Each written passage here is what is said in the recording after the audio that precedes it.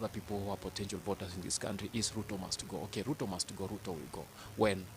Once Ruto is gone, do you have any other strategy? Okay, do you have any other, what we call, any other leadership that will take care of the nation once Ruto is gone? What if he goes? Okay, well and good, you voted him out. Now tutabaki tukianza kusema nao Gachagua akae ama whoever akae, because tutaanza kusema tu must go again, because we don't have any alternative leadership and all that. But for those who are in this field and those who are looking forward unto being voted in 2027, we need a proper strategy from the opposition. As young people, we need a proper strategy from the opposition to make sure that once Ruto is voted out as what everyone will want, then is the alternative leadership ready to take care of the responsibilities that the country is in? Is ready to take care of the key things that are really troubling the Kenyans? Unemployment, that's one thing that is really troubling the country, and that is why most of the young people wameenda kuchukua kadi, wanasema ako kadi. We have an issue with health. Very many scandals within the health system. And the young people wanasema hapana, this is not what the president promised that atafanya, but he has not done anything. So the Tuko Kadi movement is also onto that. It's like, okay, let's get in good leaders who can help us do something proper within the health system and all that. Let's talk about the issue of, we've talked about unemployment, we've talked about the issue of health, we're talking about the issue of education again. A very, very, very, very big problem within the country. From free education now, a parent has to pay almost everything to the school. Na hakuna kazi, so tutatoa wapi pesa sisi kama wazazi ya kulipa school fees, na hatuna kazi, SHA ifanyi, masomo haifanyi. So what do we do? False promises from the government, itafanywa, but ikienda kwa ground on practical issues, things are not working out they're supposed to. So young people, we need to focus, or you need to focus. Gen Zs, you need to focus. For long, they said, you people speak much, but you don't do anything. Like, the practicality of what you speak is not seen, and that is why you decided to kwenda kuchukua the card, voting cards, mkasema mko kadi, so that you can prepare yourself for the next elections, and that's in 2027. So can we see the influence, the positive influence on the ground hizo kadi zenye mmechukua hizo voting card? Will we see a massive voter turnout from the young people ready to do what they believe in? Can we see you guys go around the country championing? Can we see an alternative leadership that is led by you? Ile story ya kusema mko tribeless, a very good idea.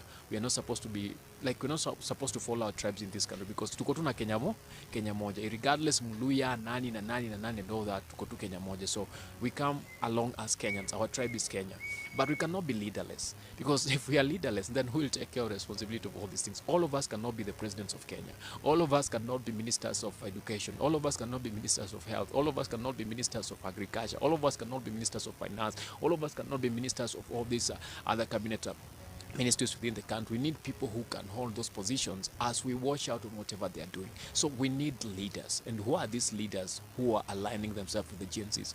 Almost every other politicians who've been in the game for the longest wanataka kujiidentify na Gen Z.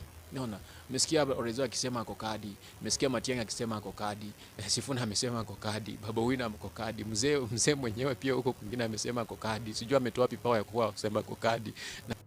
Tuko Kadi brought about and I think moved around by Gen Z. Now, the Gen Zs, as they said earlier, wako kadi because they want to do away with the bad leadership within the country. And the bad leadership, according to the Gen Z, is anyone who is associated with the President of Kenya, William Samoei Ruto, because wako kadi wanaongeza kitu kingine, nasema one term, Tuko Kadi, one term, Tuko Kadi, one term. Remember, one term slogan was brought about by Gachagua after the impeachment. But Gachagua, yeye pia amesema ako kadi, si ndio? Yeye pia amesema ako kadi. But looking into what Gachagua is after paying back to William Samoei Ruto over the impeachment. He's bitter. His politics are bitter politics. Though some of the things he says are true, but he says them out of bitterness. So they have hijacked the idea of Tuko Kadi because that is what they know how to do better. They would like to hijack all these things and make them feel like it's their own initiative. And because they have resources, they will use the same thing to undo what the young people are doing. That's why I'm telling young people to be focused on whatever they fully want. Like, as much as things are happening in between, the main goal is 2027. And what do they really want to do in 2027? They are saying whatever they did in June, that is 2020, is it 2024? June 25th of June 2024 is the same thing that will happen. They'll come out in big numbers to make sure that they are unseating the sitting president William Samoei Ruto, because that is their main target. You know, now Gachagua and the United Opposition are aligning themselves with the Gen Z Tuko Kadi initiative because both have a common goal. The common goal is to unseat President William Samoei Ruto. That's why I said, as much as they want to unseat President William Samoei Ruto, do they have a strategy?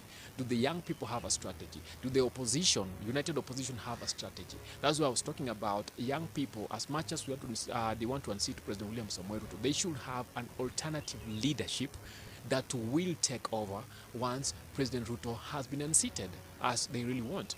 I've seen videos online, trending online, young people commanding that Edwin Sifuna should take the leadership and should be on the ballot paper in 2027. But tell me, if you guys want Sifuna to be the president in 2027, who are the people that Sifuna will be working with? Because as a president, you cannot work alone. You need people to work with. So who are these potential cabinet secretaries that the young people who want Sifuna to work with? If that strategy is not there, then that means Sifuna will be the president, but working with the very corrupt ministers who are corrupt currently. So it means that there will be nothing working. Sifuna will be giving good orders and making sure that everything should be working positively. But these guys who are associated with another party will be sabotaging his efforts. And he will look like someone who is not working. And the very young people who are after Sifuna taking the leadership will start pointing fingers at who? Sifuna. So we need a proper strategy from the beginning.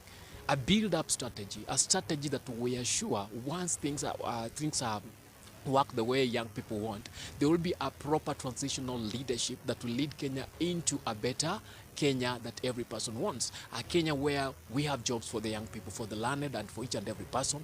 A Kenya where there is free education, as it has always been during the time of Kibaki, since the time of Kibaki. A Kenya where we have affordable healthcare system that is working. Not affordable, but again, you go to the hospital, you ask other questions, you are unable to answer or to bail some of the bills that you have been you've been given. A Kenya where the housing itself that President William Samoei Ruto says is affordable is practically affordable, not theoretically affordable, but practically affordable. A Kenya where there is security, no one disappears and reappears with a lot of things. Not talk about that again.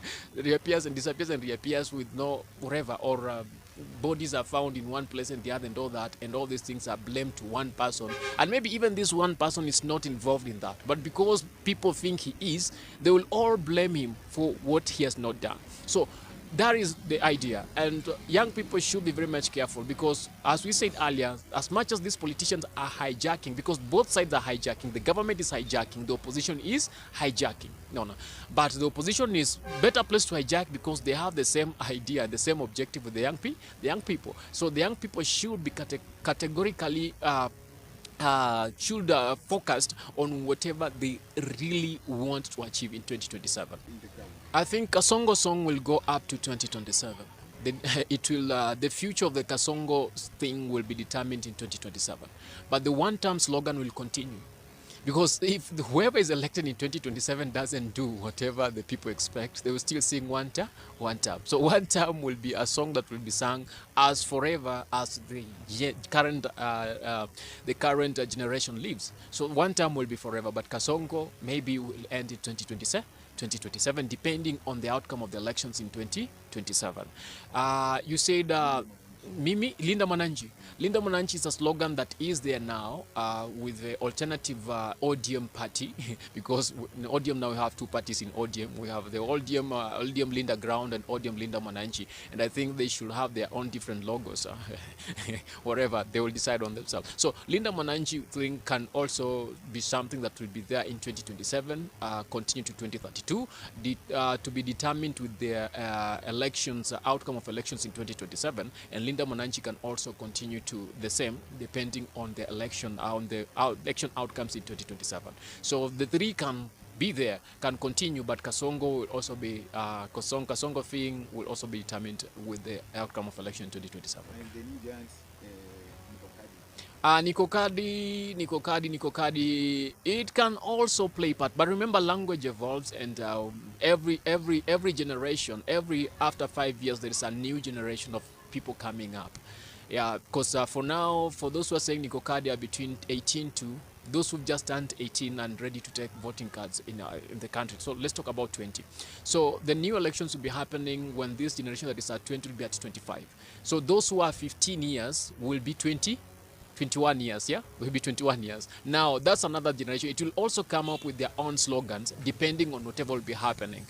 Ni kama tu sheng, ni kama tu vitu zingine nakuja. You remember the unbogable thing? That was in 2002, yeah? Yeah, 2000, is it 2002? That time when Kibaki was coming into the elections and all, that was an unbogable thing. And immediately after that, the unbogable song was gone and has never been heard again. So maybe even this one is just for the next elections, and once the next elections is done in 2027, it will no longer be a song. Something else will be coming up. Thank you so much. Nice to meet you today. Same time, same place. Thank you so much too for your time. Visit That Is a Safari Media International for such insightful talks. Please subscribe and like and pick a part that you feel is good for you and share. And please don't leave without subscribing.